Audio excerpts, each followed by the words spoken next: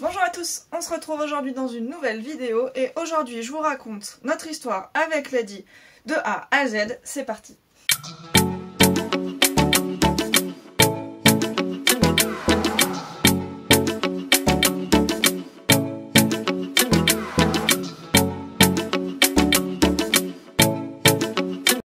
Vous avez été très nombreux à vous abonner et à m'envoyer de gentils messages sur la précédente vidéo où je vous expliquais que Lady était morte et où je vous la présentais plus ou moins.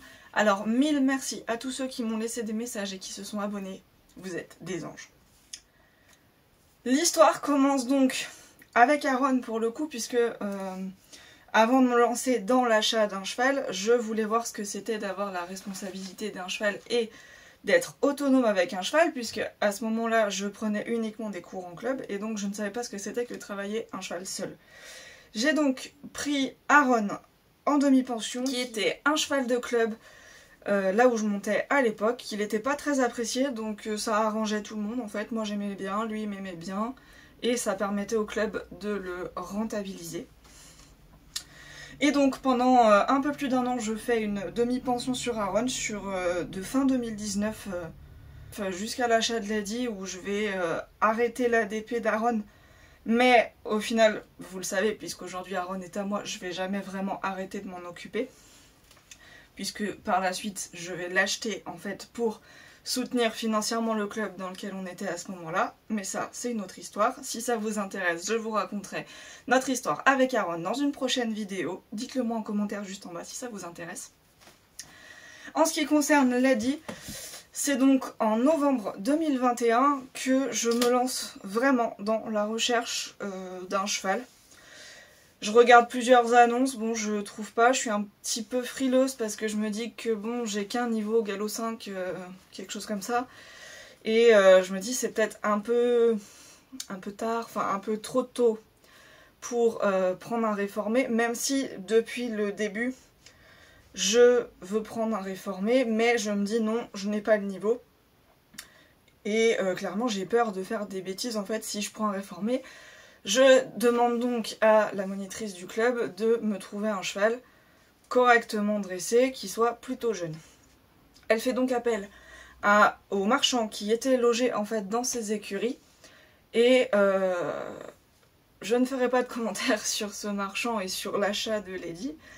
Mais donc j'achète Lady sur vidéo et elle arrive avec moi le 9 décembre 2021. Et la première chose, enfin elle était arrivée en fait la veille. Et on n'avait pas prévenu. Et donc c'est le lendemain, quand je suis allée m'occuper d'Aaron, que j'ai vu un nouveau cheval dans les box et que j'ai compris que c'était sûrement le cheval qui arrivait pour moi en fait. Et là, j'ouvre le box et je découvre un cheval apeuré, maigre, très maigre. Et très très fin. Elle était censée être un selle français. Et pour le coup, je trouvais qu'elle avait des membres vraiment très fins. Et là, je m'aperçois en fait sur les papiers, je demande à voir les papiers et je m'aperçois que c'est une pur sang. Et donc là, je commence à comprendre en fait que, oui, voilà, en fait, c'est une réformée quoi. Le soir, je rentre chez moi, je tape son nom sur internet. Et là, je vois tout son palmarès de course. Pas de chance pour eux, elle était plutôt populaire comme cheval de course. Donc, j'ai trouvé des vidéos d'elle en course, etc. Et là, je commence donc à me renseigner un petit peu. Elle a gagné beaucoup de courses et on ne sait pas trop pourquoi elle a été arrêtée. Et bon, sur le coup, je me pose pas trop de questions. Le marchand me dit que s'il y a un problème, il m'échangera le cheval, etc.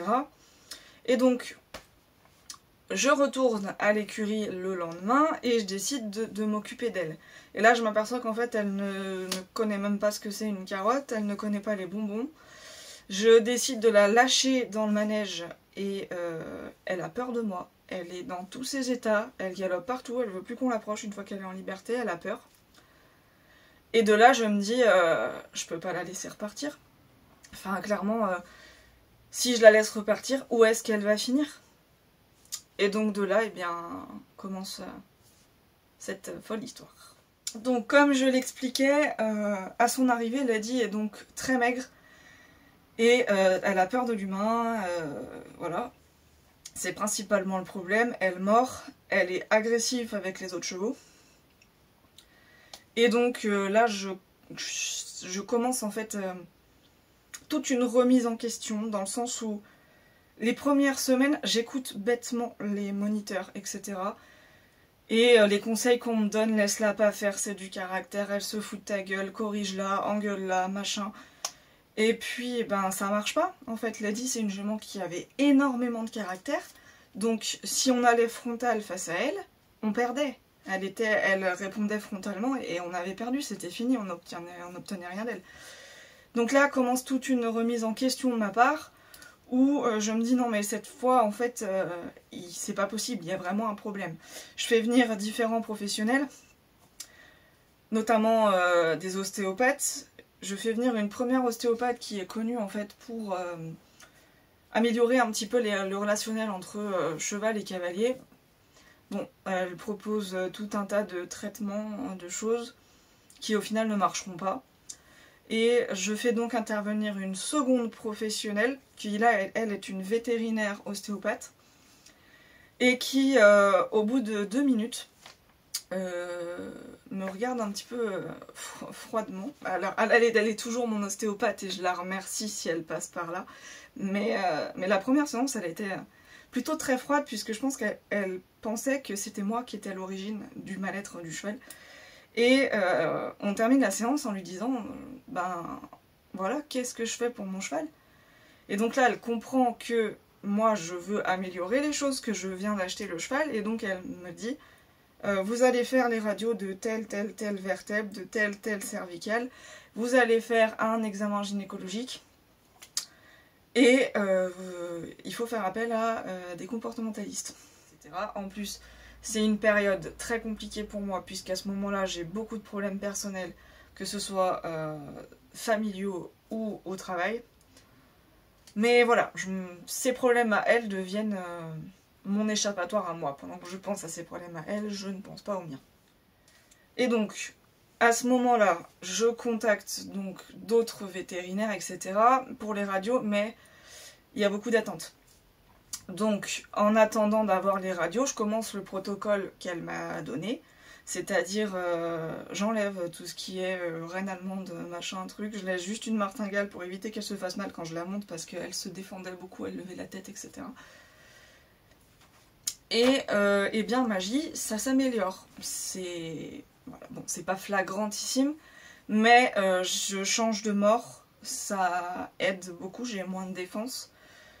J'arrête de la corriger en fait, enfin de la corriger comme le disaient les moniteurs. Je commence à faire beaucoup de travail à pied avec elle et en liberté. Beaucoup m'ont dit que c'était dangereux de faire ça à ce moment-là, mais je l'ai fait quand même parce que voilà, j'avais ce feeling, je voulais essayer, donc je la lâchais en liberté et c'est comme ça que petit à petit j'ai commencé à gagner sa confiance, c'est-à-dire que j'allais la voir non pas juste pour la travailler, mais pour la sortir, faire brouter, juste pour lui donner à manger des fois, parce que comme elle était très maigre, là encore, elle avait beaucoup de compléments alimentaires, de grains, etc. J'ai essayé plein de trucs, et donc certains jours, voilà, j'y allais juste pour lui donner à manger. Ensuite, elle adorait les balades. Donc, ben, pareil, certains jours, j'y allais, on me faisait juste une petite balade. Je montais sur son dos 30 minutes, on faisait un petit tour, elle était contente, on rentrait, elle mangeait, terminé. Et c'est comme ça que j'ai commencé à gagner sa confiance. Durant ce mois d'attente, en fait, Lady va se battre avec d'autres chevaux dans le pré, mais elle va se battre à travers les barbelés du pré. Et donc, elle va se sectionner le boulet. Je vous mets les images. Attention, âme sensible, s'abstenir. Et donc de là, quand les vétérinaires viennent recoudre, ils m'expliquent qu'on est passé à peine 1 mm du tendon et que donc Lady aurait pu potentiellement être, voilà, sectionner le tendon et être handicapée à vie. Donc pour sa propre protection à elle, je décide de la mettre au box, puisque elle n'arrête pas de se battre avec les autres chevaux, c'est des blessures toutes les semaines. Elle peut pas manger comme il faut parce que au foin il n'y en a jamais un qui la laisse manger comme il faut. Elle se bat avec tout le monde, elle a des blessures de partout. Donc je dis stop. Ça c'est la blessure de trop. On va mettre Lady au box paddock. Même si ça m'arrache le cœur, elle reste au box. Et donc, on a trouvé ce système-là. Lady est au box le soir et elle est sortie au paddock dans la journée. En tout cas, sur le papier. Et donc, à ce moment-là, moi, ça commence à pas aller super bien. Je commence à avoir beaucoup de gênes respiratoires. Je suis épuisée.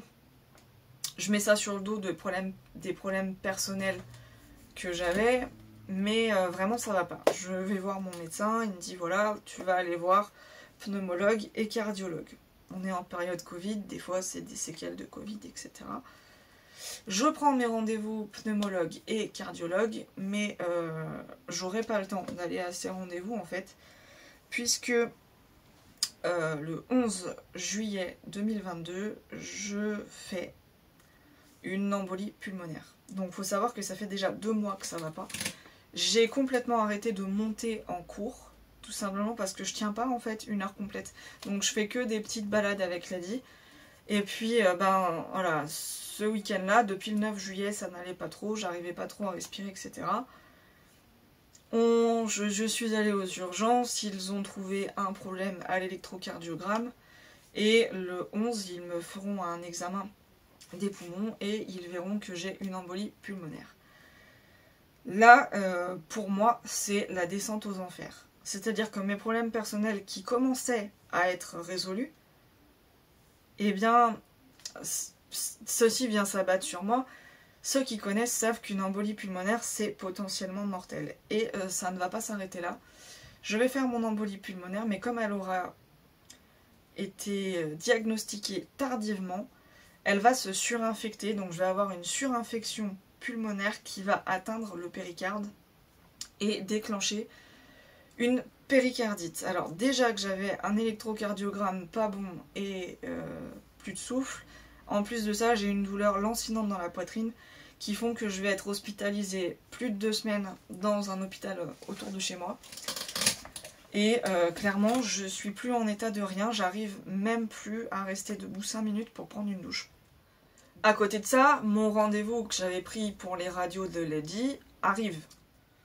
On est donc au mois d'août 2022. Les radios de Lady viennent d'être faites. Moi, je suis hospitalisée et dans mon lit d'hôpital, la vétérinaire m'appelle pour m'expliquer les résultats de la radio qui lui ont été transmis, puisque du coup, je n'ai pas pu être là avec le vétérinaire qui a fait les clichés. J'ai donc demandé à celui-ci d'envoyer les clichés à la vétérinaire ostéopathe qui les avait demandés. Et donc c'est cette dame qui me rappelle pendant que je suis à l'hôpital pour m'expliquer que Lady souffre de conflit de processus épineux à grade très sévère. Que pour elle, il n'est même pas sûr que Lady puisse être remontée un jour et que c'est une maladie dégénérative. Et que donc si on ne fait rien, son état va se dégrader, elle aura de plus en plus mal et ça risque même à terme de la gêner dans sa locomotion. En plus de ça, donc ça c'est pour les radios du dos. Donc je vous laisse imaginer mon état, moi j'apprends ça, je suis dans mon lit d'hôpital et je ne tiens pas debout 5 minutes. Et du coup je suis complètement désespérée, je ne sais pas comment on va pouvoir remettre Lady en forme, sachant que moi-même je ne tiens pas debout. Et ce n'est pas tout, Lady a également eu son échographie du système de reproduction. Et il s'avère qu'elle a plusieurs kystes ovariens qui pourraient tout à fait être à l'origine de ces grosses douleurs et qui viennent donc en plus accentuer les grosses douleurs qu'elle aurait au dos. Donc là, à ce moment-là, je suis au fond du trou. Mais il faut que je reprenne le dessus. Les médecins en plus me disent que je dois arrêter les chevaux puisque je suis sous traitement anticoagulant et qu'il ne faut surtout pas de chute et que je ne prenne surtout pas de coups. Mais pour moi, arrêter le cheval, c'est juste pas possible. Je veux bien arrêter de monter, arrêter de faire du saut d'obstacle, ok. Mais arrêter d'être auprès des chevaux, ça, je peux pas. Et ça devient mon combat. Et donc, quand je rentre de l'hôpital, mon combat, c'est de réussir à aller voir les chevaux tous les jours. Et donc, je fais ce que je peux. je vais les voir juste pour faire une caresse et je rentre. Et je fais ça plusieurs jours. Mais ma douleur concernant la péricardite ne passe pas en fait. Et donc 3 semaines après, je suis réhospitalisée à nouveau en cardiologie pendant plus de 15 jours. Et je vais en sortir avec des traitements que je prends toujours à l'heure actuelle, qui vont quand même améliorer considérablement ma vie, mais qui vont pas résoudre mon problème. J'ai encore à l'heure actuelle de grosses douleurs thoraciques régulièrement, qui font que je ne pourrai jamais refaire ce que je faisais à l'époque avec les chevaux. Donc le saut d'obstacle c'est fini, je monte nettement moins qu'avant, et puis on fait des chevaux, beaucoup plus de travail à pied, etc. Mais les chevaux sont et resteront toujours dans ma vie. Parenthèse terminée, je sors donc de cette deuxième hospitalisation et les médecins me disent qu'il faut quand même que je bouge. Et donc, ce qui va me motiver à bouger, encore et toujours, c'est les animaux. Que ce soit les chiens, le chat ou les chevaux. En l'occurrence, ce qui me fait faire le plus de sport, ça reste les chevaux. Et donc on commence la rééducation avec Lady, et en fait ça va être une rééducation commune. Dans le sens où moi je suis très mal et donc je tiens à peine 5 minutes. Mais Lady n'est plus musclée et donc elle aussi sur des exercices difficiles elle tient à peine 5 minutes. Et donc on va progresser et se rééduquer comme ça chacune ensemble. Si vous souhaitez que je vous fasse une vidéo sur les conflits de processus épineux, c'est avec plaisir que je vous la ferai, puisque je sais que quand moi on m'a apporté ce diagnostic là, j'ai galéré à trouver des informations et des exemples d'exercices pour la rééducation de ma jument. Donc si vous êtes dans ce cas-là, n'hésitez pas à me le dire en commentaire, c'est avec plaisir que je vous dirai ce que je sais. Et donc, on fait donc notre rééducation commune, je fais des séances de longe, des balades à pied, etc. Je vais mieux, elle va mieux. Mais on garde quand même des gros problèmes de comportement avec les autres chevaux, puisque si vous avez suivi, elle est en box paddock, et donc elle est tout le temps toute seule, et elle ne supporte même plus qu'un autre cheval passe à côté d'elle. Et donc vous imaginez à quel point ça peut être problématique quand on est dans un club où il y a des enfants qui passent avec des poneys à la main et qui se font charger par une jument pur sang d'1,68 m.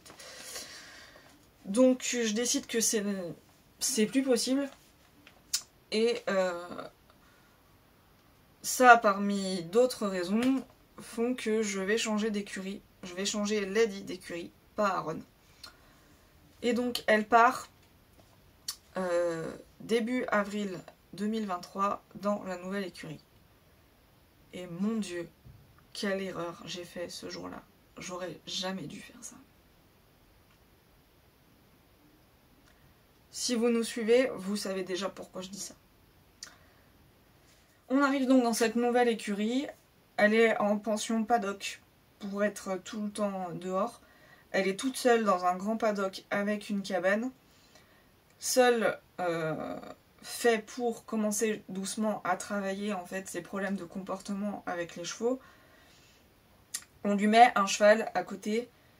Un cheval qui a l'habitude d'éduquer les jeunes chevaux, et on se dit, bon, peut-être qu'il pourra l'éduquer elle aussi. Et donc les paddocks sont faits de telle sorte que il y a une clôture à fil entre les deux paddocks, et la mangeoire et cabane plus ou moins commune. C'est-à-dire les chevaux ne sont pas ensemble, il y a la botte de foin au milieu qui sépare les deux chevaux avec ces mangeoires communes en fait. Et donc Lady étant Lady, ça faisait pas 1 heure qu'on l'avait mis le deuxième cheval dans le paddock d'à côté que Lady avait cassé la clôture et lui envoyait les postérieurs, etc. Ça a été très compliqué pour elle la première journée, même ne serait-ce que de partager la mangeoire. Elle était à la fois contente d'être avec un autre cheval et à la fois elle ne savait pas du tout comment gérer. Mais les images... Ça va. Et donc on va travailler comme ça, petit à petit. Avec les autres chevaux, son comportement va assez rapidement s'améliorer. Par contre, son comportement envers les humains et son niveau de nervosité va exploser. À tel point qu'on va avoir un petit accident avec... elle va donner un coup de pied à quelqu'un. Et donc là, je me dis, ok, il y a quelque chose que j'ai raté. Puisque maintenant c'est ok avec les autres chevaux, c'est ok avec moi, mais elle se prend des coups de stress et elle est au taquet H24, elle est vraiment en panique au moindre truc. Elle se met à tirer au renard, elle se bloque les cervicales parce que elle se met à tirer au renard d'un coup à la douche, à tout casser et à se barrer en courant dans toutes les écuries. J'arrive plus à la longer correctement, alors que c'est quelque chose qu'on faisait 3 fois par semaine dans les anciennes écuries, tout se passait bien. Là, je ne peux plus la longer correctement, elle devient folle dans le manège de ces nouvelles écuries. Là encore, j'arrive pas tellement à déterminer pourquoi. Et face à tous ces problèmes-là, je décide donc de faire intervenir une équisophrologue. Je dis, si tu passes par là, vraiment, tu nous as beaucoup aidé sur ce coup-là, qui va venir en fait essayer de travailler un petit peu sur ces problèmes de gestion des émotions. Puisque quand je lui explique le cas de ma jument, elle m'explique qu'en fait c'est parce que Lady n'arrive pas à gérer ses émotions et que comme en plus de ça maintenant elle est au foin à volonté, avec en plus des rations de granulés, eh bien le niveau d'énergie est à son maximum, ce qui n'aide pas. Et donc on commence tout un travail sur la gestion des émotions, et c'est un travail très compliqué puisque le cheval doit apprendre à gérer ses émotions, mais c'est surtout à son cavalier ou à son meneur d'apprendre lui aussi à gérer les siennes. Et ça, pour le coup, ça a été une rééducation commune. Peu de temps après, quelques mois après, je dirais 3 mois après, je décide d'amener Aaron avec Lady. Donc il rejoint Lady dans le paddock. Les premiers temps sont assez tendus entre eux. Au début, c'est Lady qui est très dominatrice avec lui, et puis ensuite il y a un petit règlement de compte entre eux et les choses s'inversent. C'est Aaron qui devient le dominant du paddock, et c'est tant mieux parce que Aaron la laisse manger et est un dominant assez sympa. Et quelques semaines après, la catastrophe en fait commence. On commence à avoir énormément de problèmes dans cette écurie. Les chevaux ont les fers qui ne tiennent plus à tel point qu'ils ont la corne pourrie. Et la corne est pourrie parce que l'écurie où nous sommes est sale. Ils sont 24 heures sur 24 dans leur crottin. Moi, à ce moment-là, je dois me faire opérer, entre guillemets, c'est une petite intervention cardiaque. Donc je ne suis pas en état de le faire moi-même, d'entretenir le paddock. Et l'écurie refuse d'entretenir le paddock de mes chevaux, et donc ils se retrouvent à macérer comme ça les pieds dans le crottin toute la journée, et donc forcément ça se passe pas bien, fourchette pourrie, corne ramollie, etc. On a même, à un moment donné, elle a eu carrément un trou dans le sabot, elle en a boité pendant plusieurs jours. Aaron, pareil, et pourtant Aaron est un cheval très rustique. Donc je commence à m'agacer un petit peu avec la gérante de l'écurie. Moi, malgré que je sors de ma petite intervention cardiaque, très rapidement ça me gonfle, donc je décide de faire moi-même les crottins, quitte à me sentir mal, tant pis, au moins ils seront pas dans le crottin. Lady est à ce moment-là rentrée au box la nuit, puisque on a pour objectif de la remonter et donc de la retravailler à gogo, et donc il faut qu'elle reprenne encore plus d'état, il faut qu'elle grossisse, etc. Et donc elle est rentrée au box la nuit, et c'est aussi la condition pour laquelle on peut garder ce paddock où il y a uniquement Aaron et Lady dedans. Sinon la gérante de l'écurie voulait les mettre tous les deux au pré général, sauf que je ne voulais pas, déjà parce que ce pré est pentu et qu'Aaron avec sa patte ne pouvait pas y aller, il aurait boité. Et surtout il était à 15 minutes à pied des écuries, par les petits chemins, et c'était clairement la merde en fait pour travailler les chevaux.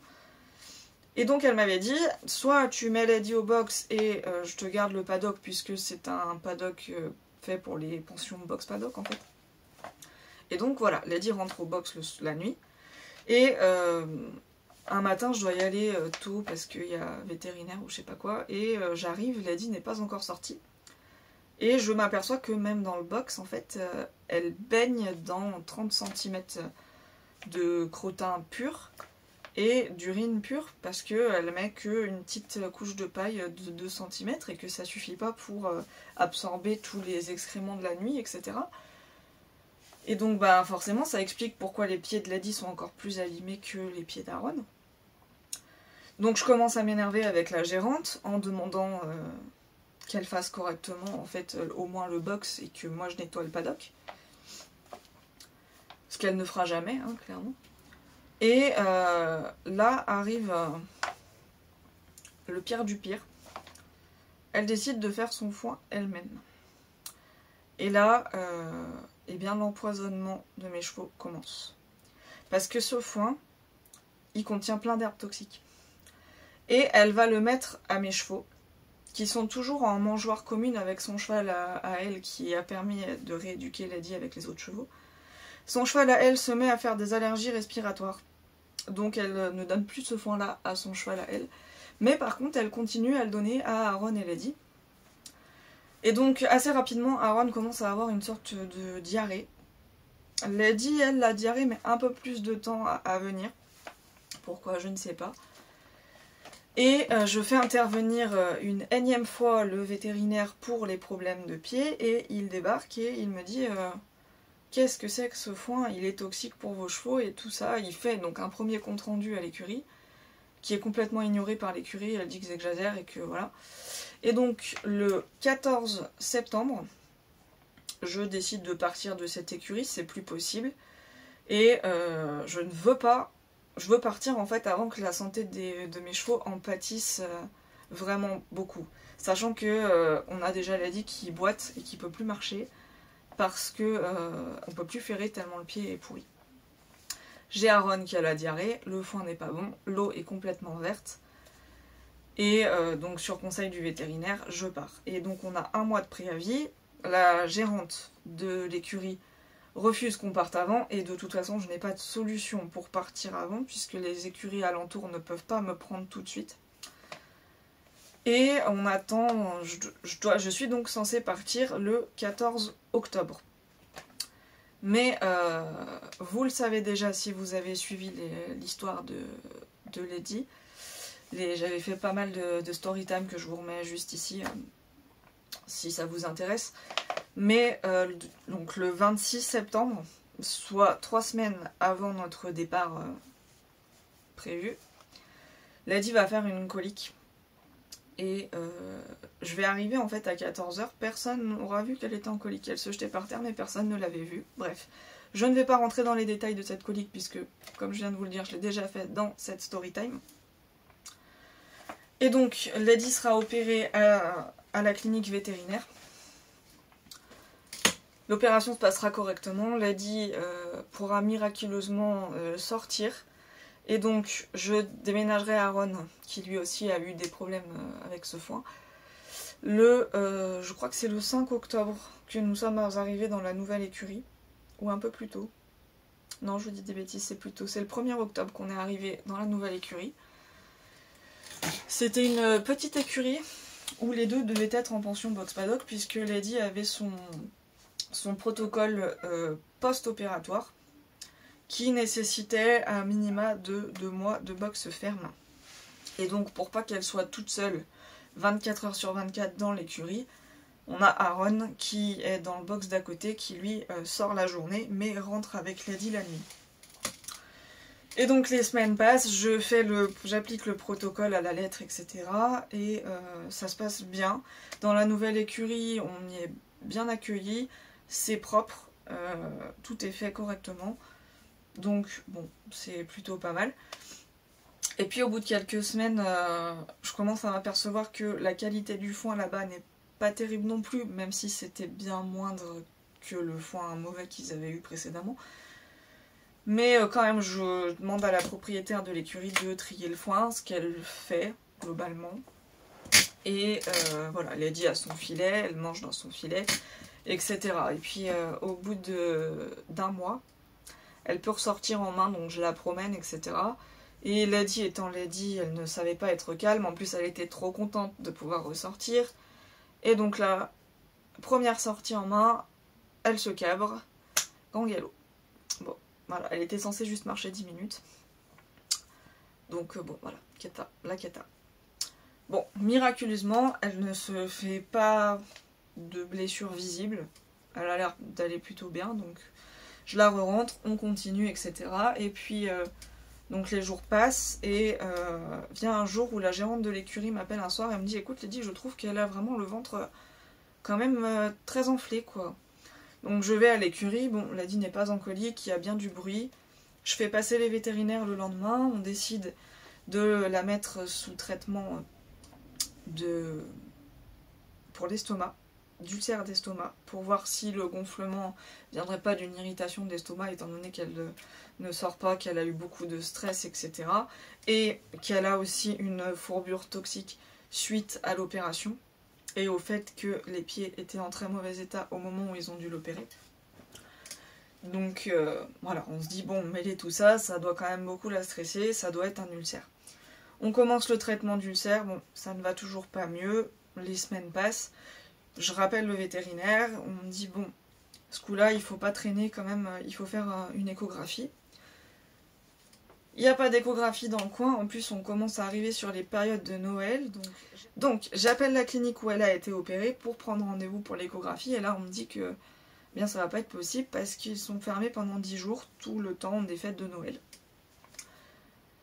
Donc bon, je suis un peu déçue, mais d'un autre côté, Lady ne présente pas de signes de colique grave, elle a le ventre un peu enflé, mais à côté de ça, j'ai l'impression qu'elle va plutôt bien. Donc je m'affole pas plus que ça.